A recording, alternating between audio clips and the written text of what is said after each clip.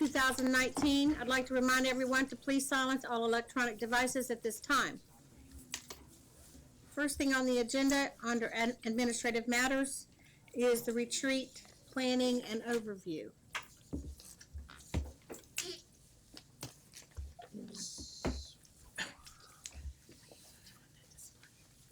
Okay, sure. Thank you. Kim, you take this or? I didn't even know. Okay. So thank you to my committee for the work on the retreat planning.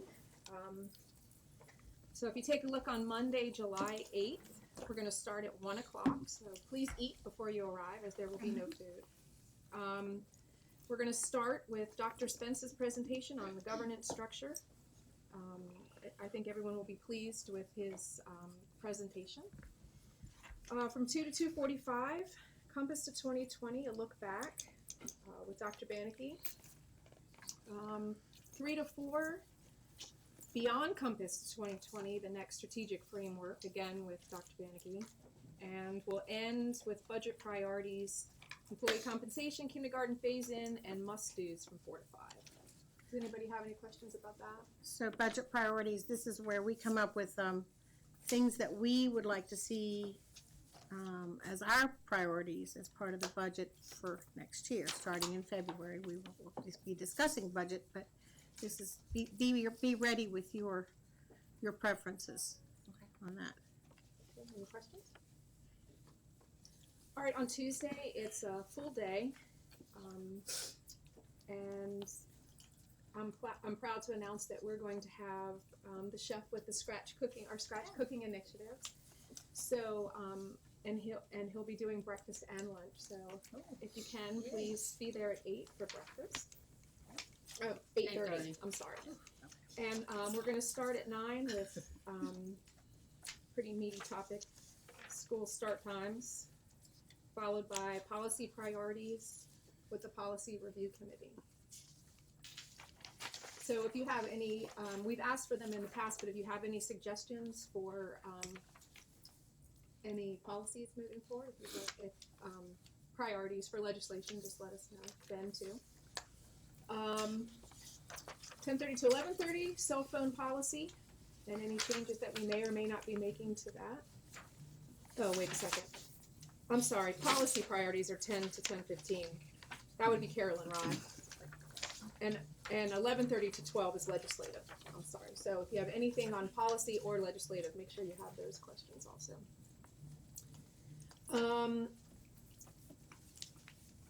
From 1 to 2, Cami Linetti, Mike McGee will be leading the discussion on the student discipline hearings and procedures. Right? Okay. And then a transformational learning and the update on the work of teaching and learning.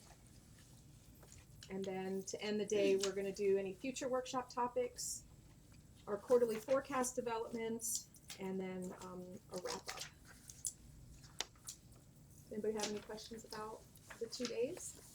Cami, isn't there some training that we're required to have by July?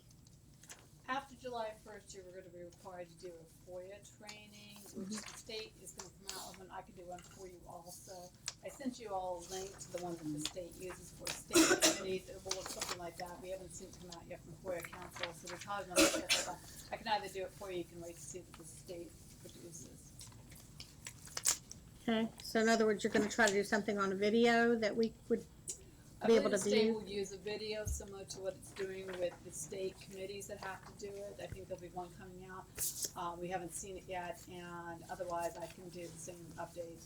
I sent you all a link, I want to say a month or two ago, look at something similar because of some of the issues with closed session and all. And I'm guessing it will look very similar to that. Okay, so can we look forward to that coming in the next? Do you want Month? to do that August? You know, that's Okay, fine, all right. that's fine. Yes.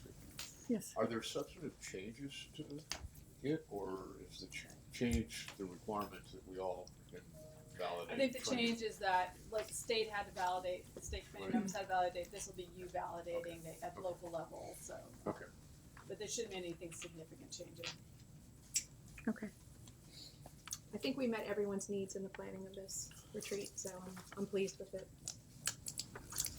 I want to speak briefly about the abridged agenda, because I think there were some questions about that. There's no retreat, there's no agenda planning scheduled for tonight, because I think we're gonna talk about the abridged agenda tonight as well. Right. But one of the things that we just talked about, you want There's a couple of things. So you have the abridged agenda in front of you, and Mrs. Rye has asked for, there's gonna be some policies presented as information tonight. She's asked if there's no concerns, just to add those as an action item to the abridged board meeting agenda. And then a second ask is a closed session personnel matter, which I think has been requested by the chair of the audit committee. Just talk about Terry Pyatt. So if there's no concerns with that, I'll let Diane know that agenda planning is done. Any questions around that? Okay. Okay. Any others? And our meeting did get canceled for the 22nd? The 23rd, isn't that on tonight's? I mean the 23rd, yeah. Isn't that on Should be July on- 23rd? Should be on consent tonight. I think it's on under consent. 11B, schedule of school board meetings, is a Yeah. July adjustment. Right. So you're free on the 23rd of July, if we vote to do that tonight. All right, any other questions?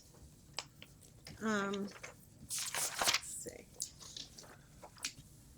Oh, and I think we've determined, you want to go ahead and talk about Sure. the Yeah, I'd like to have a social on Sunday before the retreat. We've done that before. It's, I know it's the end of the 4th of July, weekend, but we all have to be there midday the next day, so I'm thinking most people will be back in town. So I'll get an invitation with details out, but probably late afternoon, 5 to 7 or 8, something like that. And, So that's the 7th, right? yes. Seventh. Sunday the 7th, yeah. From what time did you? Probably 5 to 7. And if you want to bring something, fine. If you find that a burden, then come anyway. Because we always have way more than we need. So, In the past, it's been everybody's just brought a covered dish and it's worked out. So Dan contacted me yesterday about this, and I quick jumped on it and said, thank you, thank you, thank you. You have the most perfect venue for this. His backyard is absolutely perfect, and especially this time of year. So I said thank you to you and Sue for hosting. I appreciate it. And of course, staff is going to be invited as well, right? well, So, senior leadership. Correct. You all, please come. You too, Mike, if you want. all right. At this time, then I think, is there anyone else that has admin matters? Okay. So at this time, Dr. Spence, we're ready for our workshop on the division data summary from the Virginia Department of Education. I'm sorry, go ahead. Admin matter. Oh, go It's not ahead. Admin, I'm I just sorry. wanna, sorry. Okay. I, have attended just a few graduations, and I just wanted to. Just a few, like you and Trinace did every single one, so we need to give them a hand, everybody. No. That was, Not either, but I would like We to. enjoyed every one of them, didn't we? Every one of did. them, starting with the. We're geeks. definition of- yeah. You know? But I would like to thank Mike McGee and his team for a great job doing this during the ceremony, during the Virginia Beach Public School graduation. We had over 4,000 students to graduate and thousands of parents and relatives to attend the 2019 graduation ceremony. With all the challenges that the division had to face, to include the tragedy at the Municipal Center, construction projects, construction workers, time change, and accommodating every special need and request from administration. Your team executed it very well. You led a proficient team that makes every event look so seamless. You and your team truly amplify putting students first and doing great work together. I'd like to thank Mike McGee and his team. They were really awesome. They were great. I just want to add Ms. Briggs? something, and like Dr. Smith said in his little, with your update, just to see the faces of the graduates. They are so excited, and that's what makes me excited. It's the pinnacle of their 13 years, and it's like, I like to see that. So I, unfortunately, to all you guys that have to make room up there on the stage, love coming. Thank you so Yeah. much. Well, It's sneak worth it. preview, there'll be a little more tonight during the superintendent's report. All right, okay. And to be Thank you. specific, I think we give out 4,700 tickets to each graduation, and they are, it's packed, To and it's each great. is It's so awesome. It is. Mr. Edwards. Mrs. Felton and I attended a meeting of a group interested in trying to resurrect, save, initiate support with money, volunteer time, equipment, middle school tennis. And we alerted them to what we all heard here about 6 months ago, the fact that, you know, there was no plan to sustain middle school tennis courts. But I told them that given that, it certainly wouldn't hurt if they reached out to the middle school communities and offered help. And I said, at a minimum, it might slow down and delay the expense of tearing out the courts that are there, because that was actually contemplated at one of the schools recently. So, and we suggest they had in front of them the process for initiating interscholastic middle school sports. And I said, I don't think we would ever jump from no clubs to interscholastic. I said, you know, why don't you see if you can get some clubs started at some of the schools? A lot of the schools right now, I don't know if it's a lot, some of the schools have very vibrant intramural tennis, including the one across the street from my house. And as I say, if it's an easy transition from intramural to club. So anyway, just so you all know, that's going on. I think maybe we all got the email on that Yes, a few we did. weeks ago, and Sharon and I were able to participate in that. The other thing, this morning I attended a workforce alignment briefing provided by the Hampton Roads Foundation. And K-12 was mentioned throughout, but I did not have a sense that there was substantive involvement. And I think that's an oversight that they, as they say, they mention it, but I don't see them actively plugging us in. And what they're doing is trying to identify the needs in the workforce and have in place. The primary discussion was higher ed, community college, and ODU and Norfolk State.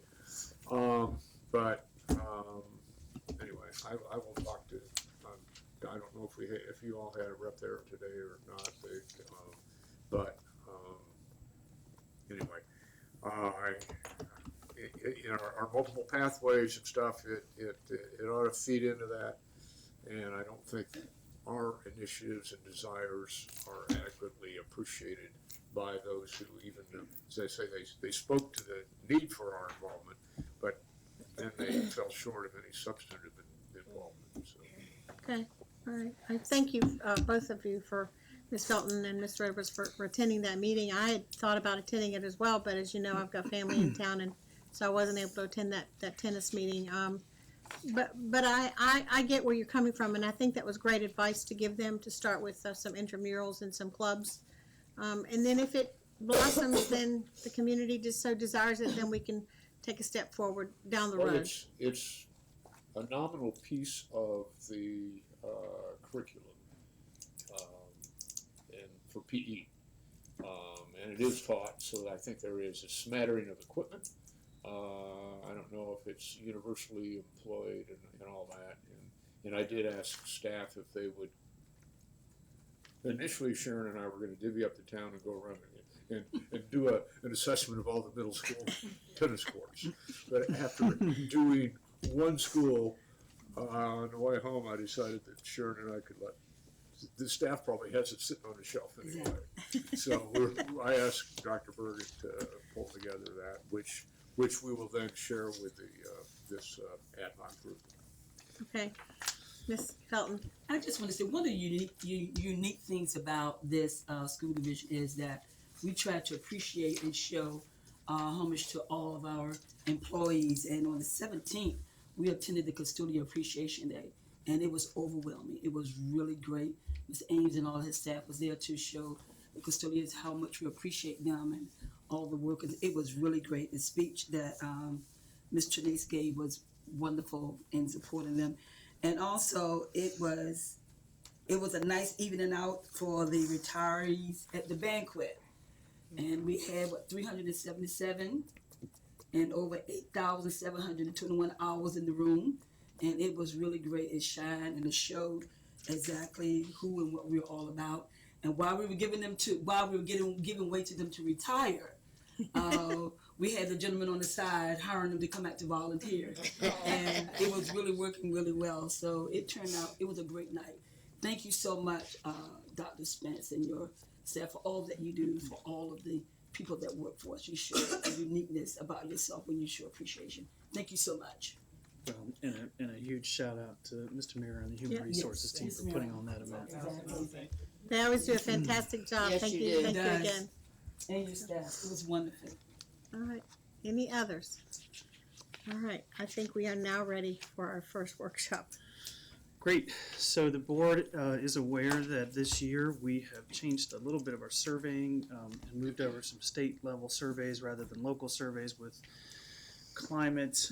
We continue to give the DCJS survey, but this year only to middle schools because we were giving a different set of surveys through DOE to the high schools and elementary schools. Here to talk about that data, now that we have it back from the state in totality, is Heidi Janicki in our Research and Evaluation Office. So, Heidi? Okay, thank you. Good afternoon, Chairwoman Anderson, Vice Chair Melnick, members of the school board, and Dr. Spence. Today I'll provide an overview of the division survey results from the 2018-2019 teacher, staff, and student surveys from the Virginia Department of Education and from the Virginia Department of Criminal Justice Services. As an overview, the VDOE surveys included the working conditions surveys administered to teachers and staff at all school levels, and a student climate survey for elementary and high school students. The 2018 Appropriation Act required VDOE to administer the new working conditions survey to school-based staff this year. The VDOE Student Climate Survey was new this year and was considered part of a research study. Participation was strongly encouraged by VDOE. The DCJS Secondary Climate Survey was administered to middle school teachers and staff as well as middle school students this year. This survey is a component of the annual school safety audit, which school divisions are required to submit to the DCJS according to Virginia Code. The DCJS Secondary Climate Survey administration alternates between middle schools and high schools each year. And these surveys replaced our local Virginia Beach climate surveys this year. The results from the surveys will include division averages. Division averages are based on multiple questions that are part of an overall measure, and the measures are organized by domain. The domains covered by the Virginia Working Conditions surveys are professionalism, teaching, instruction, and student support, school and community supports, and safety. The domains covered by the Virginia School Climate surveys are engagement, relationships, expectations, and safety. Similar domain areas were addressed by the DCJS surveys. Data will also show the lowest average among our schools and the highest average among our schools. Finally, regional and state averages will be shown. The teacher and staff surveys were based on a 6-point agreement scale, while the student climate surveys were based on a 4-point agreement scale. We will first review results from the VDOE surveys. VDOE estimated response rates are listed on the slide. Estimated response rates are based on student enrollment and teacher employment figures from the VDOE at the beginning of the 18-19 school year. VDOE was unable to calculate and estimate a staff response rate because it was unknown how many staff were invited to complete the survey. VBCPS response rates were slightly higher than the state and also higher than the region for both the teacher and student surveys. As a note, for teacher and staff results, Virginia Beach data made up 5 to 6% of the state's data and 27 to 32% of the regional data. For student results, Virginia Beach data made up 8 to 9% of the state's data and 45 to 50% of the regional data. Before we turn to the results, I'll explain what you will be seeing with this sample slide. First, the blue diamond is the division's average survey rating across the multiple survey items that make up a measure that is part of a larger domain. The average ratings are averages across multiple survey items rather than an individual item. The ends of the blue dotted line represent the lowest and the highest school average across the division. The green line represents the state average and the orange line represents the region's average rating. Teacher and staff results will have a larger range than the student results because of the 6-point response scale. The first domain on the working conditions survey for teachers and staff was professionalism. The professionalism domain included 3 measures: teacher leadership, teacher autonomy, and staff collegiality. The teacher leadership and teacher autonomy measures were only applicable for the teacher respondents. Virginia Beach was above the region on all measures within the professionalism domain. We were at or above the state on all measures except teacher autonomy, but the average rating is still in the agreement range. Examples of the teacher autonomy items include: I am free to be creative in my teaching approach, I control how I use my scheduled class time, I set the grading and student assessment practices in my classroom. The next domain was teaching, instruction, and student support. Teachers responded to measures related to instructional practices, academic environment, and instructional environment. Staff responded to measures related to the academic environment and their workspace environment. Virginia Beach was at or above the state and region on all measures within the teaching, instruction, and student support domain. School and community supports was the next domain with measures for school leadership, teacher or staff evaluation, and professional development. Virginia Beach was above both the state and region on these measures within the school and community supports domain, especially for items related to teachers' professional development. Additional measures within the school and community supports domain were related to demands on teachers' time, managing student behavior, and relationships with parents. Virginia Beach was at or above the state and region on these remaining measures within the school and community supports domain. The safety domain had 2 measures: concerns about safety and prevalence of bullying. On average, Virginia Beach teacher perceptions about safety were more positive than other teachers in the region and the state. Virginia Beach staff perceptions were similar to or more positive than staff in the region and the state. For the prevalence of bullying measure, a lower average is better. Virginia Beach teachers and staff were more likely than teachers and staff in the region and the state to disagree with the prevalence of bullying items, such as bullying is a problem at this school or students are bullied due to certain characteristics. On the summary item about the school being a good place to work and learn, the division average is above the region and the same as the state. Moving to the student VDOE climate survey for elementary and high school students, the scale changes to a 4-point agreement scale, so the ranges among schools in the division are smaller. The first student climate survey domain is engagement, with measures of emotional, academic, and behavioral engagement. Virginia Beach was at or above the state and region on all measures within the engagement domain, with the exception of academic engagement for high school students. The survey items in this measure included: I usually work hard on my schoolwork, I want to learn as much as I can at school, I learn about important things at school. However, Virginia Beach high school students' average rating for academic engagement is still in the agreement range. The The next student domain was relationships, and this domain included measures related to relationships among students, adult respect for students, students' willingness to seek help, social emotional learning, and cultural and linguistic competence for high school students. Virginia Beach was at or above the state and region on all measures within the relationships domain, with the exception of relationships among students for elementary students. Elementary students' average was below the state on the relationships among students measure, which included questions such as, I care about other students at this school, I get along well with other students at this school care about me, other students at this school get along well with me. However, again, Virginia Beach elementary students' average rating for relationships is still in the agreement range. Elementary students' averages were the same as the state and region on all measures within the expectations domain, including measures of academic expectations, instructional practices, and school discipline structure. High school students' averages were the same as the state and region on the academic expectations and instructional practices measures. They were below the state average on the school discipline structure measure. Some examples of items in that measure included, I know which behaviors my school views as inappropriate, I know the consequences if I break a school rule, I am recognized for my positive behavior. However, Virginia Beach high school students' average rating for school discipline structure is still closest to the agreement range. The final domain on the student climate survey was safety. For concerns about safety, on average, elementary and high school students' perceptions were more positive than other students in the region and the same as other students across the state. For the prevalence of bullying measure, again, a lower average is better. Elementary and high school students were more likely than students across the region and the state to disagree with the prevalence of bullying items, such as bullying is a problem at this school, or students are bullied due to certain characteristics. At this time, I'll share the results from the DCJS Secondary Climate Survey for middle school teachers, staff, and students. For this survey, results for teachers and staff were combined by DCJS.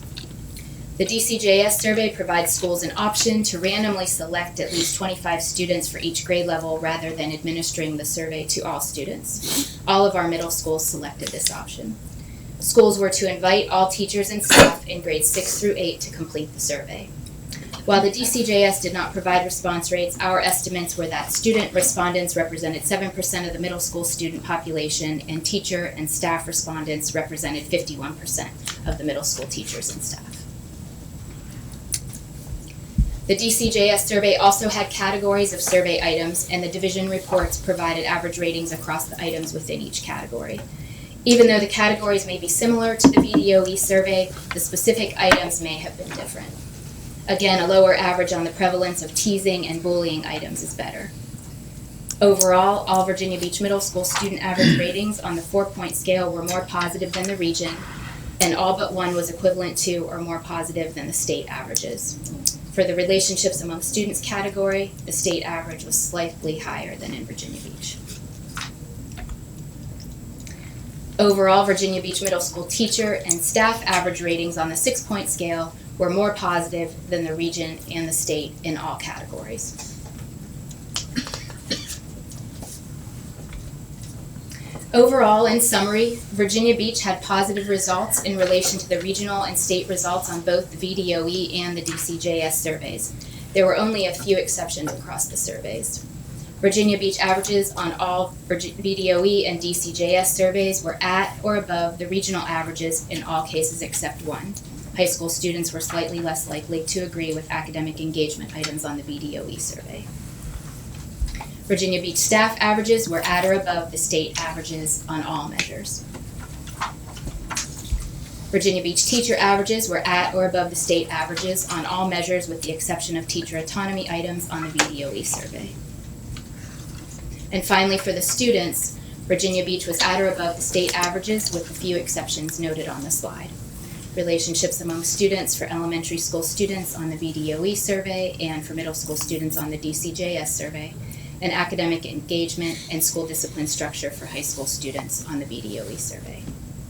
This concludes the presentation of the division results for the VDOE and DCJS surveys. At this time, Cheryl Woodhouse, Senior Executive Director of Middle Schools, or share the administrative response regarding the survey results.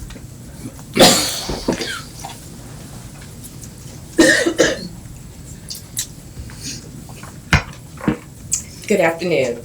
On behalf of the Department of School Leadership, DOSL, we would like to thank Dr. Janicki, Director of Research and Evaluation, for the data analysis provided on both the Virginia Department of Education, VDOE, Virginia Working Conditions, and the Department of Criminal Justice Services, DCJS surveys.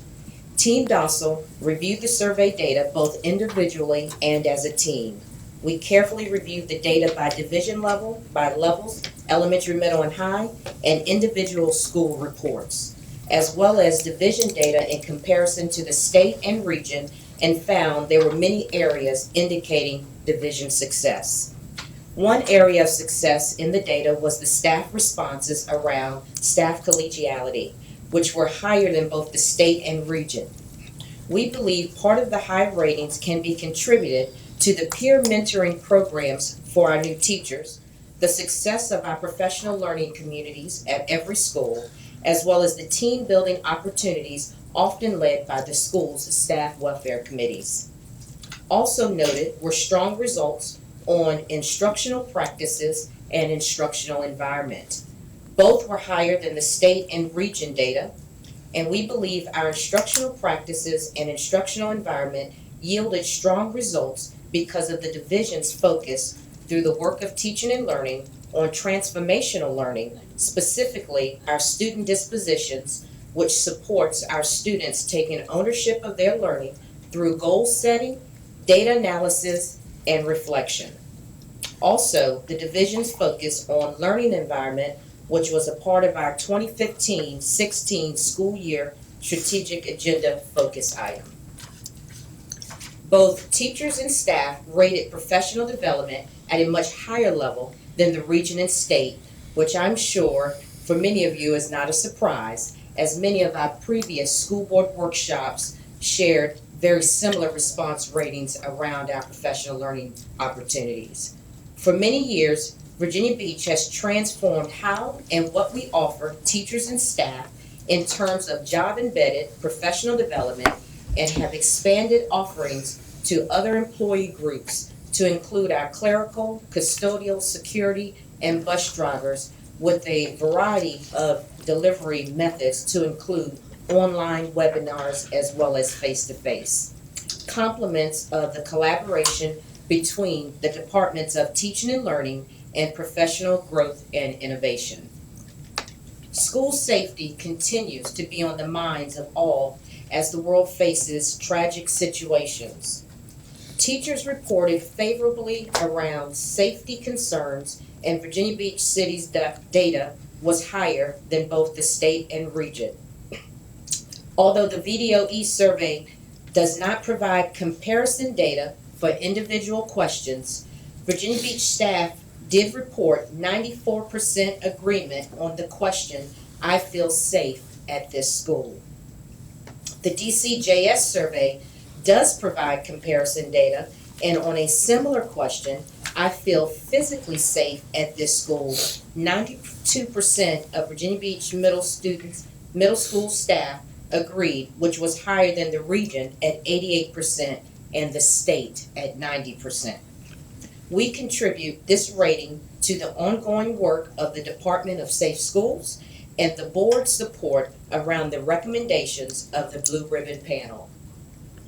So often we hear parents and students share stories around bullying, yet we know as a division, bullying is not and will not be tolerated.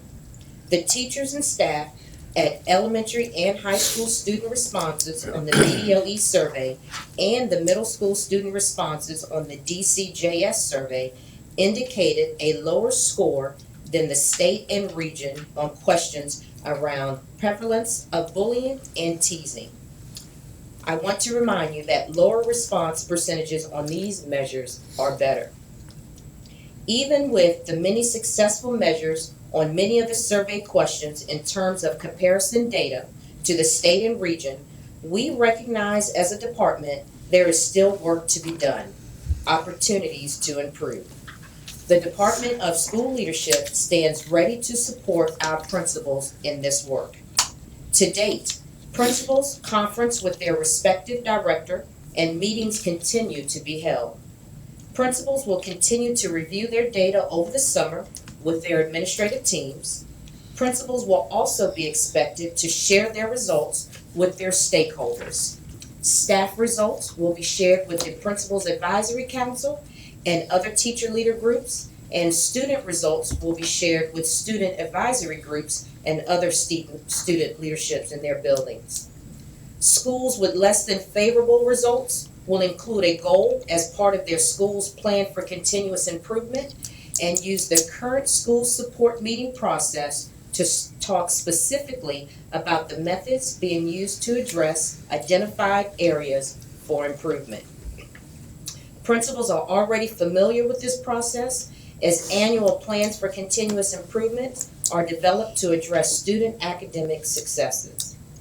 Finally, once all PCI plans are generated, principals will review plans with their directors as well as survey results throughout the school year, meaning plans will continually be monitored.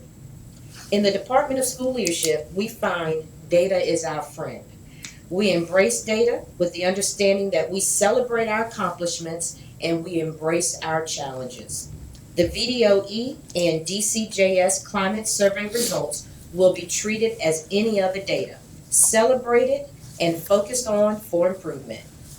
With an average rating of 4.8 for teachers and 5.0 for staff, response indicated on the VDOE survey to the question, overall, my school is a good place to work and learn, which is higher than the region's 4.6 and tied with the state at 5.0. We at DALSOL agree that Virginia Beach is indeed a great place to work and learn. And at this time, Dr. Janicki and I stand ready to answer any questions you may have. Do we have any questions, comments? I do. Ms. Owens?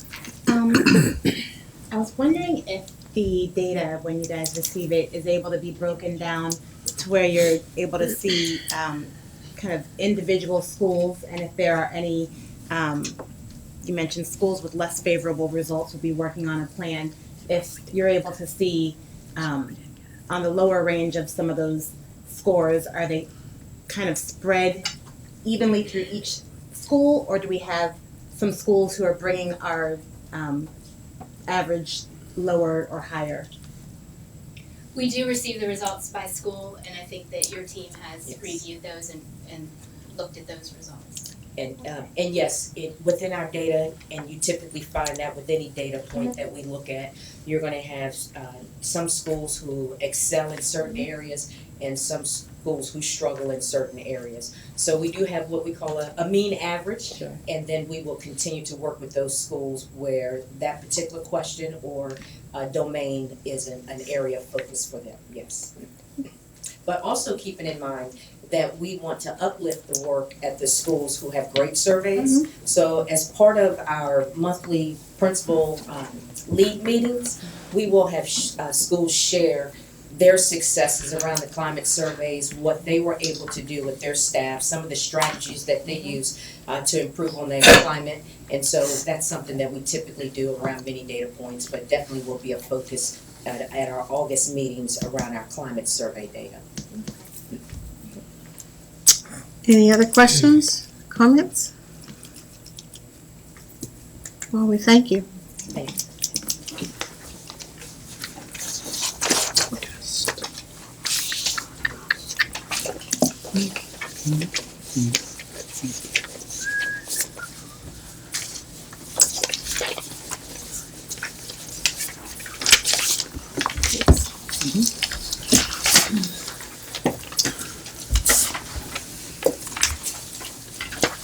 So what you're getting right now is the quarterly forecast for the first quarter of the 1920 school year.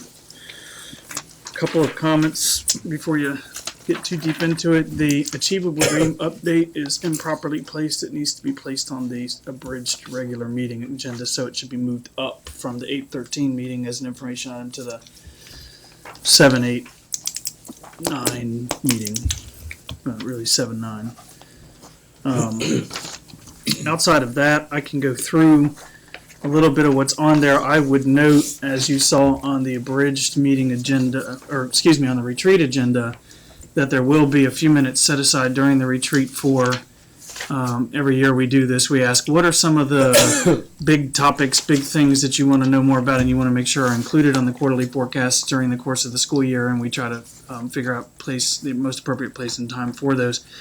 So this may or may not be a complete agenda, right? So this is a draft. This is your opportunity every time we do this anyway to say, well, something's missing that I'd like to know more about. But we'll also have occasion to do that at the retreat. So if you don't, off the top of your head at the moment, have an idea of something that you think ought to be a workshop, you can certainly bring that conversation to the retreat, and we will capture that and make sure it does become one of the workshop items over the course of the next school year. That said, a reminder that in the early August meeting, we don't typically provide a workshop because we've got so many people on vacation during the summer that it's not helpful to our teams to try to schedule workshops.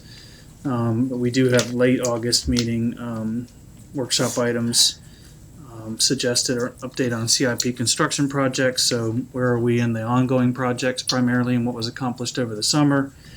And then an update from PGI about professional learning, both what was offered over the summer and what will be offered for the following school year. In September, you'll typically get an update on the standards of learning performance, because that's when we begin to get those numbers cemented as non-preliminary. And it's tentatively scheduled another update on behavioral supports and where we are with that. And then end of September meeting, we do have to tackle calendars again, as you probably saw on the, actually you didn't see it, but it'll become part of the retreat conversation. When we're talking about start times, we also need to think about the calendars, because as you may recall, there was new legislation passed this year which does allow for a pre-Labor Day start, and the board at least needs to have a conversation about whether or not it intends to take action on that prior to the administration beginning to develop the next set of calendars. A reminder for those who are new to the board, we have moved to an agenda of establishing biennial calendars. So we 2 calendars at a time, so that we don't have to do it every year, which is helpful for our families and also for those who are putting those together. There will be a scheduled update that we have already sort of forecasted to you through our conversations about the strategic plan timeline. Update on where we are with the 2020 to 2025 strategic framework. And essentially that's all we've captured at this point. That does leave space if there's something that comes up for you that you'd like to see us add, or if you're thinking about that and want to add something at the retreat, we can talk about it then as well. So any questions? Yes, sir. I assume there might be some spillover from the retreat in terms of start time dialogue, either internal or external, or There will be. We didn't want to tack it to the agenda because we had no idea where that was going. right. I suspect it'll. So my hopes it'll be there. You know, if we're going to do something, we need to. I would suggest August is not a good time. no. But Yeah. September, we need to. So we're get cleaning and- so we're thinking internally, late September, early October timeframe if we are going to move ahead, because we think we'll have better transportation numbers for you by then because of the new process that we're engaging in with getting cleaner data into our system. But again, I think a lot of that just depends on how the conversation goes at the retreat. So we'll talk more about that then. Okay. Anyone else? Okay, I think that does that. So, Ms. Melnick, we're ready for you to read the motion for a closed meeting concerning personnel matters. I think there's some. Let's see. These burdens on.